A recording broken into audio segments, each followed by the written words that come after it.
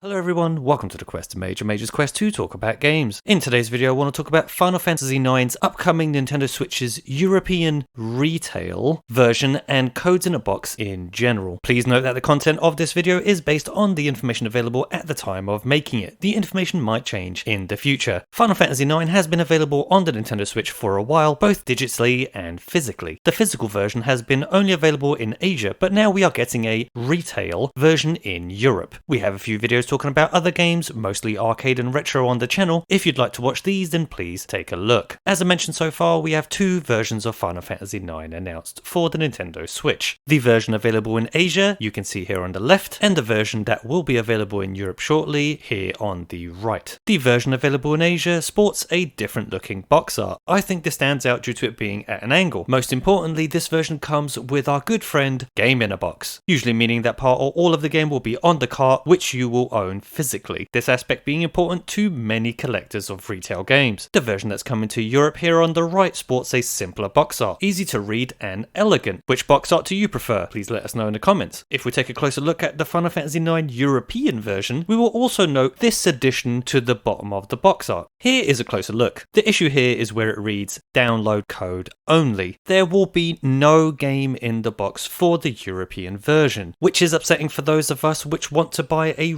real retail version of the game. By real, I mean a box with an actual game inside and not just an empty box with artwork and a redeem code. But unfortunately, this is becoming more common. To be fair, Square Enix has been really good so far with the retail releases for the Nintendo Switch. Here are some examples of retail games published or developed by Square Enix. Dragon Quest XI's, the first game announced for the Nintendo Switch, Final Fantasy VII and VIII, Final Fantasy X and X2, Final Fantasy XII The Zodiac Age, Oninaki, Dragon Quest Builders 1, Dragon Quest Builders 2, Collection of Mana, Trials of Mana, Bravely Default 2, Octopath Traveler. There are more, like Lost Sphere, I Am Setsuna, Battleland Wonderworld, and The World Ends With You Final Remix. Square Enix has even announced more retail games in the future. Games like Triangle Strategy, Live Alive, Live Alive, Live Alive, Chrono Cross, The Radical Dreamers Edition, and the Chocobo GP racing game that's coming out. So they are still supporting the Nintendo Switch in a strong way, at least in my opinion. Just a little confusing why Final Fantasy IX is a code in a box. You might be saying this is because of the game size, so let's take a look at some of the game sizes so far.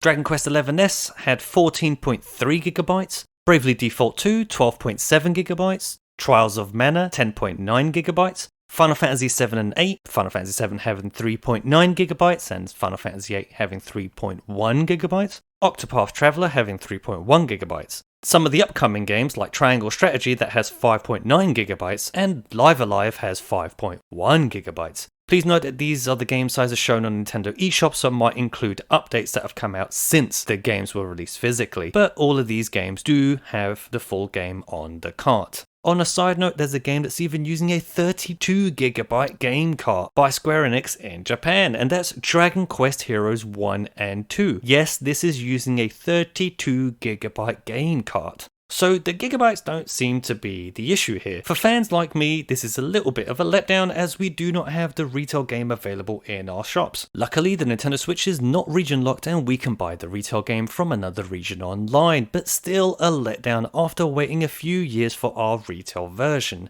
I still do not understand why Square Enix is not including the game and has chosen to make this a code in a box. I have noticed that Legend of Mana is also getting the code in a box treatment. Do Square Enix think that there'll be less interest in these titles at retail for the Nintendo Switch in Europe? As I said before, Square Enix has been really good to Nintendo Switch owners so far with retail physical games, but I do fear that this is changing. So the trend unfortunately continues. Will we see less of our good friend Game in a Box and more code in a box? How about you, the viewer? I'm interested in your feedback, especially for the Nintendo Switch. Do you like buying codes in a box? Do you mostly or only buy digital games? Do you mostly or only buy retail games? Or do you mix and match depending on prices or retail availability? Myself, I try to buy all my Nintendo Switch games with a retail box with a game inside. I'm really interested to know if the codes in a box idea is something that is becoming popular. We are seeing more of these in the market, and to me they just seem like such a weird option.